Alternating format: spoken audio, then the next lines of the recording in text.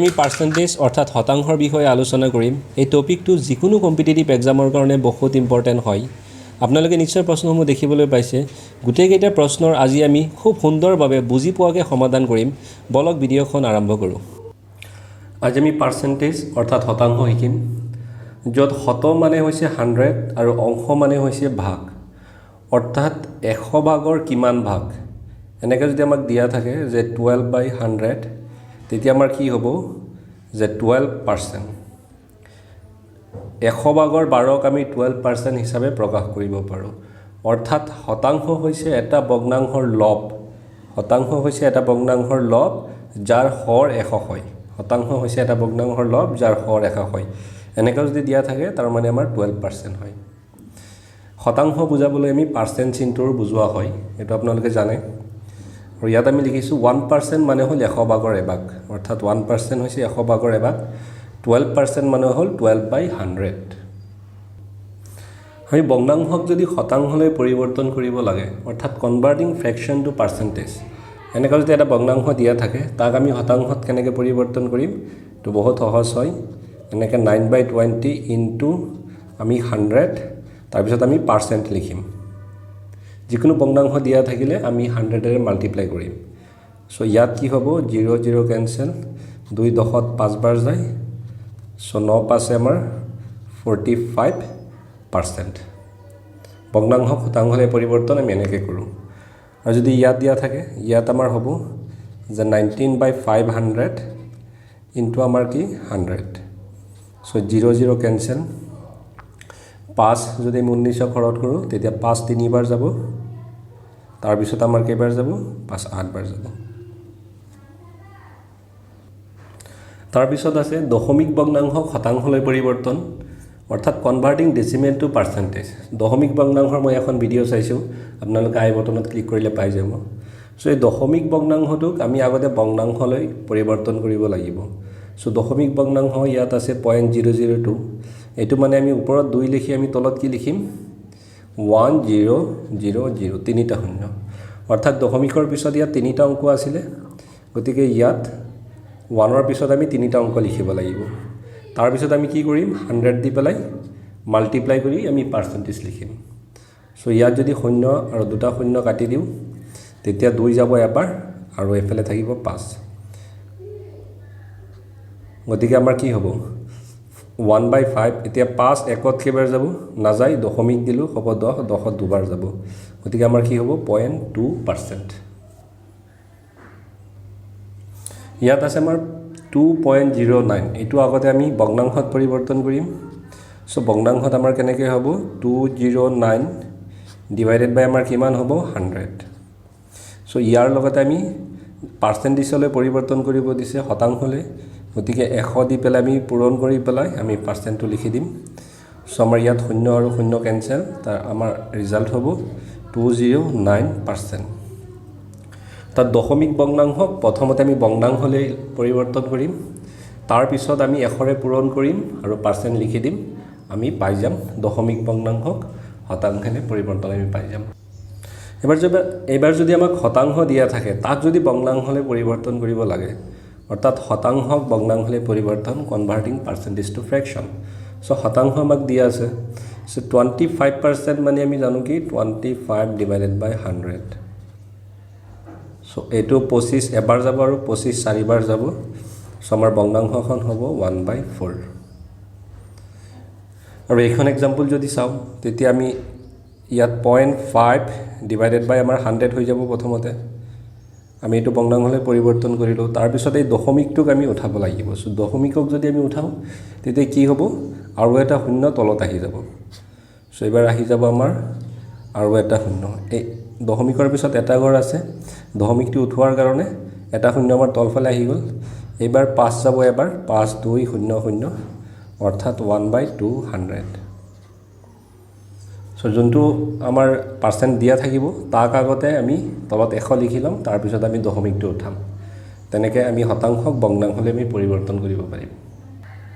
তাৰপিছত আছে আমাৰ শতাংশক দশমিক ভগ্নাংশলৈ পৰিৱৰ্তন। এইটো এটা শতাংশ দি আছে, ইয়াক আমি দশমিক ভগ্নাংশত আমি পৰিৱৰ্তন কৰিব লাগিব। চ' প্ৰথমতে আমি কি শতাংশক আমি আগতে ভগ্নাংশলৈ কনভাৰ্ট কৰিম সো 0.25 আমি যদি ভগ্নাংশত আমি কনভাৰ্ট কৰোঁ তেতিয়া আমাৰ কি হ'ব আমি আগতে শিকি আহিছোঁ ইয়াৰ তলত আমি 100 দিব লাগিব সো এতিয়া আমি এই দশমিকটো যদি উঠাও তেতিয়া কি হ'ব 25 তলত আমাৰ আৰু 100 ৰ লগত আৰু আমাৰ দুটা শূন্য আহিব সো এইবাৰ আমাৰ যদি আমি দশমিক দিওঁ তলত আমাৰ 4টা শূন্য আছে গতিকে দশমিকৰ পিছত আমাৰ কি 4টা অংক আহিব লাগিব সো ইয়াত আছে আমাৰ দুটা অংক আৰু দুটা অংক আমি বনাই লম শূন্য দি পেলাই তাৰ পিছত আমি দশমিক দিম সো আমি এইবাৰ কি পালো শতাংশক আমি দশমিক ভগ্নাংশলৈ আমি পৰিৱৰ্তন কৰিলো সো এইখন এক্সাম্পলখন যদি আমি চাওঁ সো ইয়াত আমাৰ 56 আছে সো 56 ডিভাইডেড বাই আমাৰ কি হৈ যাব 100 সো এটোতো সহজে আছে সো আমাৰ কি হ'ব 0.56 সো আমি শতাংশক কি কৰিলো দশমিক ভগ্নাংশত আমি কনভাৰ্ট কৰিলো এটা যদি আমাক অনুপাত দিয়া থাকে তাক যদি আমি শতাংশলৈ পৰিৱৰ্তন কৰিব লাগে অৰ্থাৎ অনুপাতক শতাংশলৈ পৰিৱৰ্তন তো 15:25 এটোক আমি কেনেকৈ লিখিব পাৰোঁ যে 15 ডিভাইডেড বাই 25 ইয়াক আমাৰ শতাংশত পৰিৱৰ্তন কৰিব দিছে অৰ্থাৎ আমি 100ৰে মাল্টিপ্লাই কৰিম তাৰ পিছত আমি পাৰ্চেণ্ট লিখিম এতিয়া 25 100 যাব 4 বাৰ গতিকে 15 4 ইয়াত আছে 12 আছিল 12/25 সো 12 4 জাৰ আমাৰ 48% সো 12:25 ক আমি শতাংশত পৰিৱৰ্তন কৰিলে 48% হ'ব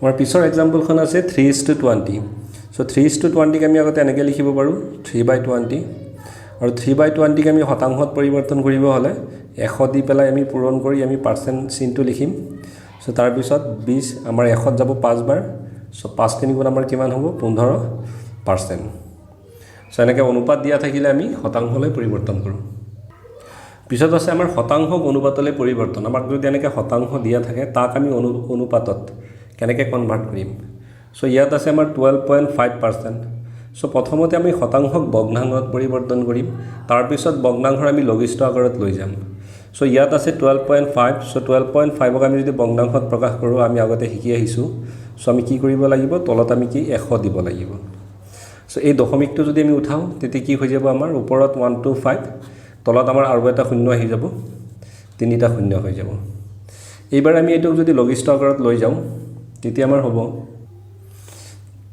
ইয়াত আমি 5ৰে কাটিছো 25 বাৰ গৈছে ইয়াত 200 বাৰ এনেকৈ 5ৰে কাটি কাটি আমি কি পালো লাষ্টত 1/8 সো আমাৰ 1/8 সো 1/8 ক আমি 1:8 হিচাপে লিখিব পাৰোঁ সো পিছৰ প্ৰশ্নখন আছে আমাৰ 2/5/3 ইয়াক আমি আগতে কি কৰিম এই মিশ্ৰ ভগ্নাংশক আমি এখন অপ্ৰকৃত ভগ্নাংশক আমি পৰিৱৰ্তন কৰিম সো আমাৰ তলত হৈ যাব 5 আৰু 5 2 গুণ 10 10 আৰু 3 যোগ কৰিলে আমাৰ হৈ যাব 13 সো প্ৰথমতে আমি কি কৰিলোঁ মিশ্ৰ ভগ্নাংশটোক এটা অপ্ৰকৃত ভগ্নাংশত পৰিৱৰ্তন কৰিলোঁ এইবাৰ আমি কি কৰিম ইয়াৰ আমি পাৰ্চেণ্ট চিনটো যদি উঠাওঁ তেতিয়া আমাৰ কি হৈ যাব তলত আমাৰ 5ৰ লগত 100 পূৰণ হৈ যাব সো আমি কি পালোঁ যে 13 তলত আমাৰ কি হ'ব 500 সো আমাৰ অনুপাতটো কি হ'ব আমাৰ 30:500 এতিয়া আমাৰ প্ৰথম প্ৰশ্নখন আছে 40 জন ছাত্ৰ ছাত্ৰীৰ ভিতৰত 4 জন অনুপস্থিত কিমান শতাংশ ছাত্ৰ ছাত্ৰী অনুপস্থিত সো 1 নম্বৰৰ সমাধান যদি আমি কৰোঁ যে মুঠ ছাত্ৰ আমাৰ কিমান আছিল 40 জন সো 40 যেতিয়া মুঠ হ'ব মুঠটো আমি তলত লিখিম তাৰে আমাৰ কেইজন 4 জন অনুপস্থিত গতিকে আমি ইয়াত 4 দিম ওপৰত আমি 4 লিখিম 40/4 তাৰ পিছত আমাৰ কি হ'ব কিমান শতাংশ আমি যদি ভগ্নাংশক শতাংশত পৰিৱৰ্তন কৰোঁ তেতিয়া আমি জানো আমাৰ 100 দি পেলাই আমি কি পূৰণ কৰি আমি পাৰ্চেণ্ট চিনটো দিব লাগে সো এতিয়া যদি আমি এইটো কাটাকাটি কৰোঁ 0 0 কেনসেল 4 4 কেইবাৰ যাব এবাৰ সো আমাৰ কিমান থাকিব আমাৰ 10% সো আমাৰ এনসাৰখন কি হ'ব 10% আমাৰ পিছৰ প্ৰশ্নখন আছে কিমান টকাৰ 40% হ'ব 500 টকা এতিয়া যদি আমি ধৰোঁ xৰ যদি আমি ধৰোঁ যে x টকাৰ 40% হ'ব 500 টকা তাৰ মানে xৰ 40% আমাৰ কিমান হ'ব 500 টকা এটোৱে কৈছে কিমান টকাৰ যে x টকাৰ এতিয়া আমি x ৰ মানে আমি জানো পূৰণ x * 40% 40% ক আমি 40/100 হিচাপে লিখিব পাৰোঁ তাৰ পিছত আমাৰ ইফালে হ'ব 500 এতিয়া আমি 0 0 কাটি দিলোঁ তাৰপিছত এইফালে পূৰণ আছে, গতিকে আমি ক্ৰছ মাল্টিপ্লাই কৰিব পাৰিম। চ' ক্ৰছ মাল্টিপ্লাই কৰিলে এইফালে এক্স থাকিব আৰু এই 10টো ওপৰত গৈ পূৰণ হৈ যাব, গতিকে 0 আমাৰ আৰু এটা আহি যাব আৰু এই 4টো তলফালে আহি যাব, এইফালে 4 থাকিব। এতিয়া যদি 4ৰে আমি কাটো, 4 এবাৰ যাব, থাকিব 1, 10ত 2বাৰ, থাকিব 2, 20ত 5বাৰ 0। চ' আমি এনচাৰ পাম 1250, অৰ্থাৎ 1250 টকাৰ 40% হ'ব 500 টকা। পিছৰ প্ৰশ্নখন আছে, এখন চাহ বাগিচাৰ 15% বনোৱা মহিলা, পুৰুষ বনোৱাৰ সংখ্যা 272 জন, চাহ বাগিচাৰ মুঠ বনোৱাৰ সংখ্যা। চ' আমি ইয়াতে কি ধৰিম, যে আমি ধৰিছোঁ মুঠ বনোৱাৰ সংখ্যা x। এতিয়া আমাক কি কৈছে, চাহ বাগিচাৰ 15% বনোৱা হৈছে মহিলা, তো xৰ আমাৰ কিমান হ'ব, xৰ 15% আমাৰ কি হ'ব, মহিলা হ'ব। পুৰুষ বনোৱাৰ সংখ্যা হৈছে 272 আৰু চাহ বাগিচাত এতিয়া মুঠ বনোৱা আমি ধৰিছোঁ x। এতিয়া আমি মহিলা প্লাছ পুৰুষ হ'লে আমাৰ কি হ'ব, মুঠ হ'ব। চ' এই দুটা যদি প্লাছ কৰি দিওঁ তেতিয়া আমি কি পাই যাম, মুঠ পাই যাম। এতিয়া যদি আমি এইখনক সমাধান কৰোঁ, xৰ 15% তাৰ মানে কি আমাৰ x × 15 ডিভাইডেড বাই 100, তাৰপিছত হ'ব আমাৰ 272 ইজ ইকুৱেল টু x। এইটো আমি কি কৰিলোঁ এতিয়া, যে 15ৰ লগত আমি x পূৰণ কৰিলোঁ, তলত 100 প্লাছ 272x। এতিয়া আমি 100ৰ আমি LCM ল'লোঁ, ওপৰত হ'ব 15x প্লাছ 272 × x।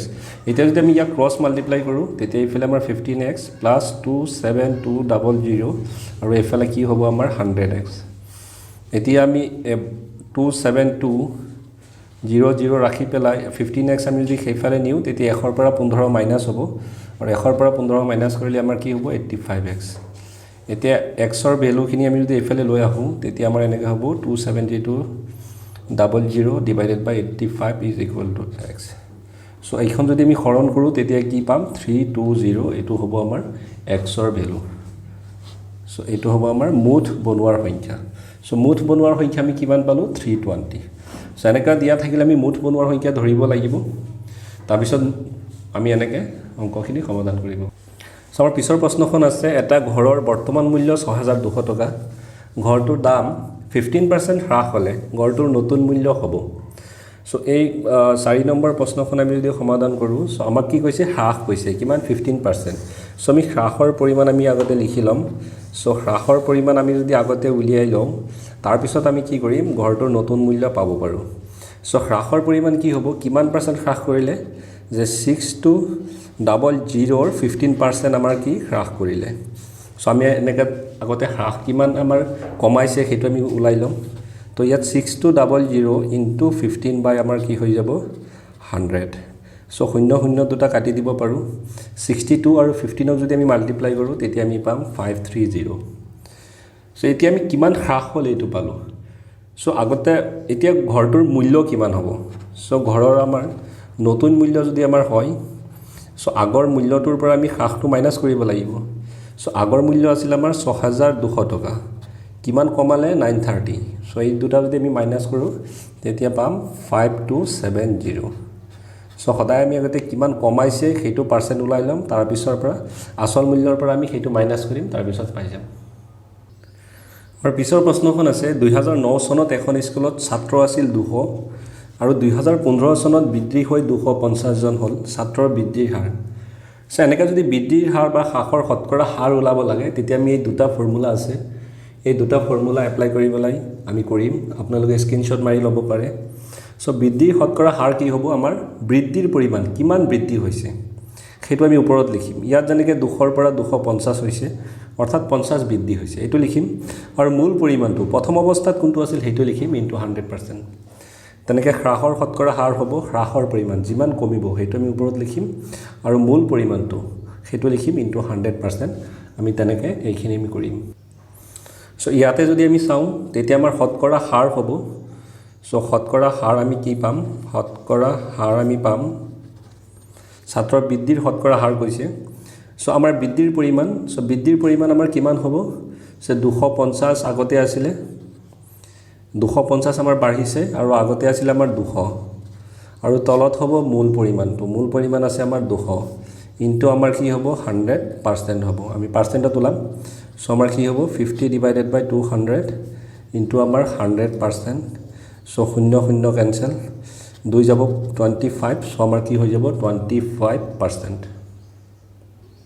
আমি এবাৰ পিছৰ প্ৰশ্নখন যদি চাওঁ ডাক টিকটৰ মূল্য 200 পইচাৰ পৰা হ্ৰাস পাই 100 পইচা হলে শতকৰা হ্ৰাস কিমান হ'ব সো আমাৰ আগতে আছিল 200 পইচা সো হ্ৰাস কিমান হ'ব হ্ৰাসৰ শতকৰা পাৰ্চেণ্ট আমি যদি ওলাও ইয়াত সো হ্ৰাসৰ পৰিমাণ আমাৰ কিমান হ্ৰাস হৈছে সো আমাৰ আগতে আছিল 200 তাৰ পৰা কমি পেলাই আমাৰ কিমান হৈ গ'ল 100 আৰু মূল পৰিমাণ আমাৰ কিমান আছিল মূল পৰিমাণ আছিল আমাৰ 200 ইনটু আমি কি কৰিম 100% আমি লিখিম সো 200 পৰা 100 গলে 100 তলত হ'ব আমাৰ 200 ইনটু আমাৰ 100% তোলাম সো 0 0 কেনসেল 0 0 কেনসেল 2 100 যায় 50 সো আমাৰ এনসাৰ কি হৈ যাব যে এটো হ'ব 50% সো 50% কমিছে 200 পইচাৰ পৰা 100 পইচা পালে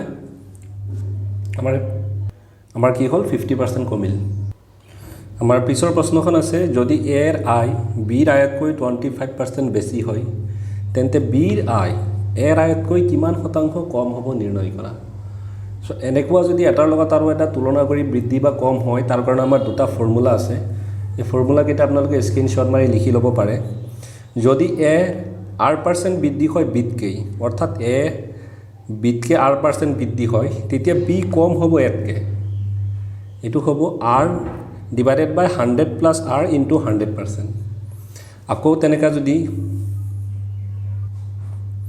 a b তকৈ r% হ্ৰাস পায় যদি কমি যায় তাৰ পিছত b বেছি হ'ব a তকৈ r ডিভাইডেড বাই 100 মাইনাস r ইনটু 100% সো আমি এটা মানে এক্সাম্পল কৰিলে আমাৰ কনসেপ্টটো ক্লিয়াৰ হ'ব আৰু এটো আপোনালোকে স্ক্ৰিনশ্বট মাৰি ল'ব তাৰ পিছত নিজে কৰি চাব সো আমাৰ প্ৰশ্নখনত আছিল a ৰ i b ৰ আয়তকৈ 25% বেছি সো অৰ্থাৎ a b তকৈ বেছি আৰু b ৰ i কিমান কম হ'ব এতিয়া সো আমি এই ফৰ্মুলাখনত পুট কৰিম যে b a তকৈ কম হ'ব কিমান কম হ'ব যে ওপৰত আমি লিখিম কিমান পাৰ্চেণ্ট বেছি হৈছিল সেইটো আৰু তলত লিখিম 100 ৰ লগত আমি সেইটো যোগ কৰিম যিমান পাৰ্চেণ্ট বেছি হৈছিল তাৰ পিছত ইনটু আমি 100% লিখিম সো ইমানে সহজ যদি আপোনালোকে এক্সাম্পলখন আপোনালোকে সূত্ৰখন মনত ৰাখে তেতিয়া একেবাৰে সহজ সো আমাৰ ইয়াত হ'ব 125 ইনটু হৈ যাব কি আমাৰ 100 সো এইখন যদি আমি সিম্পলিফাই কৰো তেতিয়া আমি পাম 20% আপোনালোকে নিজে সিম্পলিফাই কৰি চাব এটো হ'ব 20% সো আমাৰ পিছৰ প্ৰশ্নখন আছে যদি a ৰ উচ্চতা 25% কম হয় b তকৈ তেন্তে b ৰ উচ্চতা a ৰ উচ্চতাতকৈ কিমান শতাংশ বেছি হ'ব সো আমাৰ কি আছে কম আছে যেতিয়া কম আছে কিমান পাৰ্চেণ্ট 25% এটো আমি ওপৰত লিখিম আপোনালোকে ফৰ্মুলাত পাইছে তাৰ পিছত 100 মাইনাস আমি 25 লিখিম ইনটু কি কৰিম আমি 100% কৰিম সো এটোৱে b ৰ উচ্চতা বেছি হ'ব সো এটো আপোনালোকে মই যে ফৰ্মুলাখন দিছো এইখন চাই ল'ব সো ইয়াত আমাৰ হৈ যাব 25 আৰু তলত আমাৰ কি হ'ব 75 ইনটু আমাৰ কি হৈ যাব 100 সো 25 75 ত তিনিবাৰ যায় তিনি আখৰ যদি আমি ডিভাইড কৰো তেতিয়া 33.3% সো এটো হৈ যাব আমাৰ ইয়াৰ আনসাৰ পিছৰ কোৱেশ্চনখন বহুত ইম্পৰ্টেন্ট হয় এজন ছাত্ৰ পাছ কৰিবলৈ 40% নম্বৰ লাগে ছাত্ৰজনে 178 পালে আৰু 22 নম্বৰৰ বাবে ফেইল কৰিলে সো মুঠ নম্বৰ ওলোৱা সো আমি ইয়াত সো আমি ধৰিলো মুঠ নম্বৰ x গতিকে পাস কৰিবলৈ মুঠ নম্বৰৰ আমাৰ কিমান পাব লাগিব মুঠ নম্বৰৰ আমাৰ 40% পাব লাগিব মুঠ নম্বৰৰ যদি 14% হয় তেতিয়া পাস কৰিব কিন্তু ছাত্ৰজনে কিমান পালে ছাত্ৰজনে পালে আমাৰ 178 আৰু হি 22 নম্বৰৰ কাৰণে ফেইল কৰিলে গতিকে 178 পাইছে আৰু যদি 22 পালেহেতেন তেতিয়া ছাত্ৰজনে কি আমাৰ মুঠ নম্বৰৰ 40% পালেহেতেন সো আমাৰ ইকুৱেশ্যন হ'ব এটো যদি আমি এতিয়া সমাধান কৰো তেতিয়া x * 40 ডিভাইডেড বাই 100 আৰু আমাৰ এই দুটা যদি আমি প্লাস কৰো তেতিয়া হ'ব 200 সো ইয়াত 0 0 কেনসেল আমি যদি ক্ৰস মাল্টিপ্লাই কৰো সো x = আমাৰ ইফালে 2 আৰু এটা 0 হৈ যাব আৰু 4 তলত আহি যাব সো আমাৰ ইয়াত হ'ব কি আমাৰ 500 সো মুঠ নম্বৰ আছিল আমাৰ 500 তাৰে ছাত্ৰজনে 40% পালে অৰ্থাৎ 178 পালে আৰু 22 নম্বৰৰ কাৰণে ফেইল কৰিলে সো আমাৰ পিছৰ প্ৰশ্নটো হৈছে ৰোগী এজনক দেখা পাই ডাক্তৰে 5% ওজন কমাবলৈ ক'লে ৰোগীজনৰ ওজন আছিল 75 কেজি 5% কমোৱাৰ পিছত ওজন কিমান হ'ব সো আমি যদি 10 নম্বৰৰ সলিউশনটো কৰোঁ সো আমাৰ হ্ৰাস কৰাৰ পিছত আমাৰ পৰিমাণ কিমান আমি আগতে এটা পাইছোঁ আমি এনেকুৱা এটা আগতেও আমি কৰিছোঁ সো কমোৱা ওজনৰ পৰিমাণ আমি আগতে এইটো ওলাব লাগিব যে কিমান কমিছে সো কমোৱা ওজনৰ পৰিমাণ আমাৰ কিমান হ'ব আগতে আছিল আমাৰ 75 সো 75 ৰ 5% আমাৰ কি হৈছে কমিছে সো 75 ইনটু আমাৰ 5 বাই কি হৈ যাব 100 সো 5 এইফালে যাব কিবাৰ 5 20 বাৰ আকৌ 5 ইয়াত যাব আমাৰ 15 বাৰ আৰু ইয়াত 4 সো আমাৰ এইটো কি হৈ যাব 3.75 আমি হৰণ কৰাৰ পিছত সো এইটো কমাৰ পৰিমাণ কিন্তু আমাৰ আগতে আছিল কিমান 75 কেজি সো কমোৱাৰ পিছত আমাৰ ওজনটো কিমান হ'ব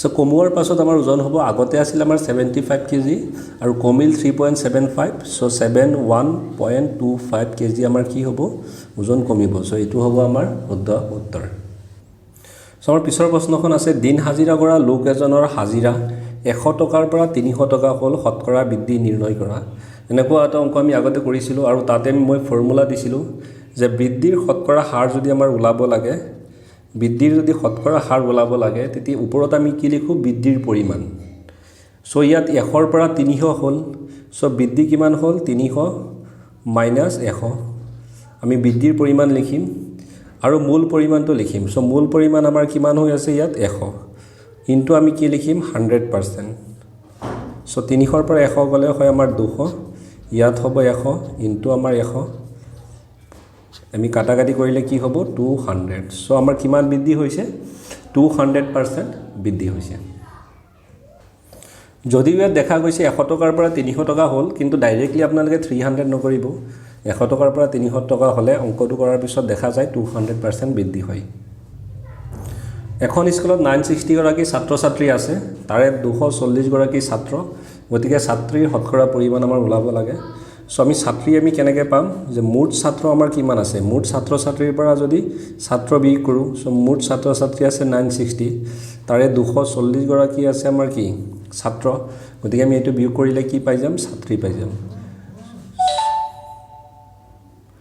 সো আমাৰ ছাত্ৰী